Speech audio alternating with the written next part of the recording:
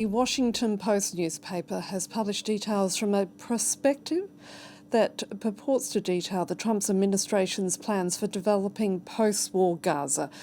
The proposal entails the so-called voluntary departure of residents from the coastal territory during reconstruction. It's a plan that's been welcomed by the leadership of Israel's far right, but NGOs saying it would hasten the ethnic cleansing of Gaza. Joining me now from Washington, D.C. is France 24's Fraser Jackson.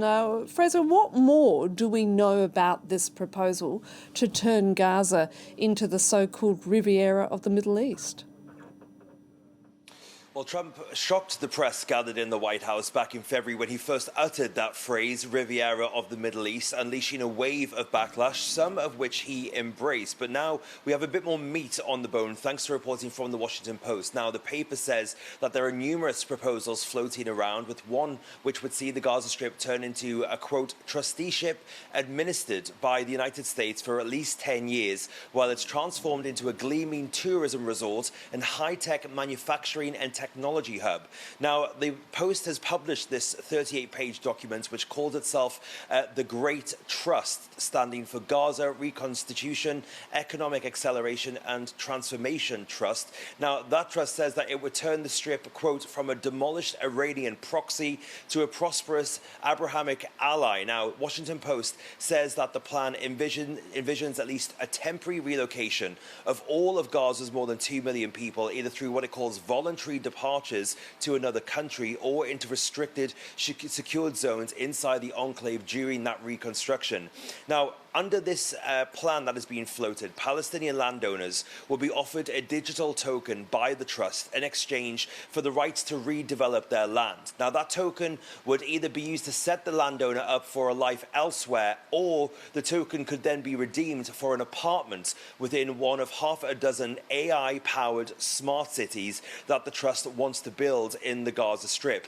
Each Palestinian who leaves will be given $5,000 cash, as well as money to cover 4 years of rent payments and a year of food. But how that system would work isn't immediately clear. Now, it should be said that the White House and State Departments haven't commented on the proposals, and it's unknown if this is the plan that Trump is indeed pondering. But we have heard numerous plans like this over the last few months to pay Palestinians to leave Gaza and resettle them in other places like Libya, as well as Ethiopia and Indonesia. Israel has been in talks with those countries, and the head of Israel's spy agency Mossad came to DC in July to seek US help to convince countries to take hundreds of thousands of Palestinians. Now, the Israeli government says that a relocation like this will be voluntary, but it is, of course, hugely controversial, and many analysts are labeling it as a war crime.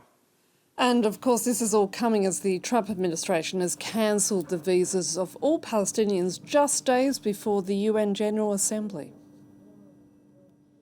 Yeah, this reporting coming from the New York Times this time. They are saying that US officials have increased restrictions on Palestinian passport holders, effectively suspending approvals of a whole host of US visas to the diaspora. Now, the new measures that we are being made aware of in this reporting were told to US embassies in a cable on August 18th, and they will effectively impact the ability for Palestinian passport holders to travel for medical treatment, as well as university studies and business trips as well. That adds to the restrictions already in place on visitor visas, and it comes just days after Marco Rubio announced that the US would not issue visas to Palestinian officials who are wanting to attend the UN General Assembly in New York in a few weeks' time. That also includes the leader of the Palestinian Authority, Mahmoud Abbas, along with around 80 others who were planning on traveling. State Department said that Marco Rubio was doing this to hold the Palestinian Authority, quote, accountable for not complying with their commitments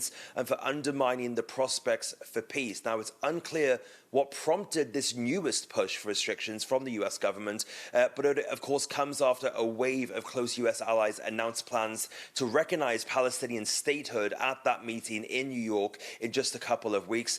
France, Canada and the UK all set to become the first G7 nations to do so if certain conditions are met. Fraser Jackson reporting there from Washington. Thank you.